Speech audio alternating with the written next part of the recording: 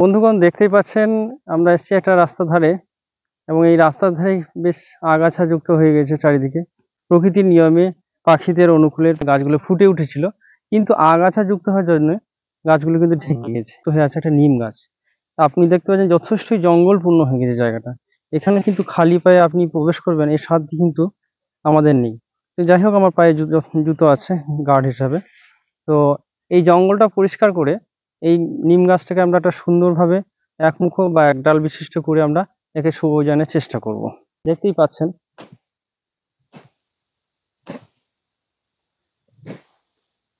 জঙ্গল মানে জঙ্গল ভরপুর আর কি, আগাছায় ঢেকে গেছে কিন্তু।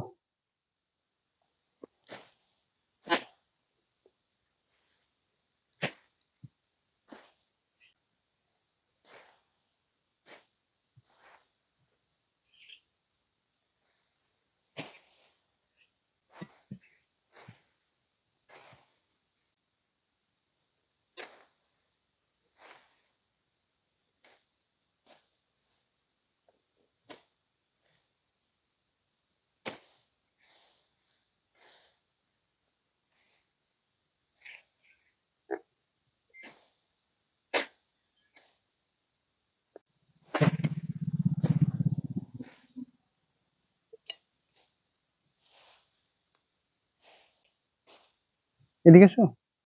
তো দেখতেই পাচ্ছেন কিভাবে আগাছা যুক্ত হয়ে আছে গাছটা। আমরা এই আগাছাগুলো মুক্ত করছি।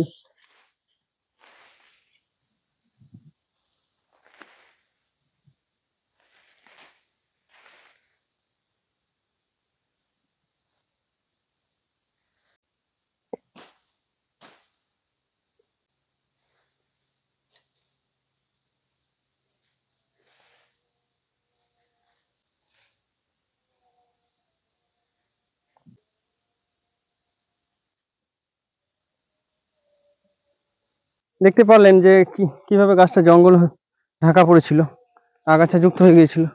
গাছটা কত সুন্দরভাবে বড় হয়ে গেছে। এর সামান্যতম যত্ন আমরা নিলাম। এই সাইড ডালগুলো একটু মানে ছেঁটে ফেলছি, জাস্ট এইটুকুই। গাছটা আর কিছু করণীয় নেই। তো আগাছা মুক্ত হয়ে গেলে সূর্যের আলোকে নিজেকে ভাসিয়ে তুলবে এবং এ আবার নতুনভাবে বেড়ে উঠবে। এ কিন্তু অলরেডি গাছটা তৈরি হয়ে আছে। তো আমাদের কনসেপ্ট বা আমাদের ধারণা থেকে আপনারা দেখেছেন বা দেখছেন যে আপনাদের এলাকায় বা আপনাদের গ্রামগঞ্জের সাইডে রাস্তার ধারে পুকুর পাড়ে যে সমস্ত গাছগুলো এরকম আগাছা যুক্ত হয়ে আছে সেগুলো একটু পরিষ্কার পরিচ্ছন্ন করুন, যাতে গাছটা অটোমেটিক নিজের প্রকৃতির নিয়মে বেড়ে উঠবে। তো ভিডিওটি দেখার জন্য ধন্যবাদ। অনুরোধ রাখবো লাইক কমেন্ট শেয়ারের জন্য।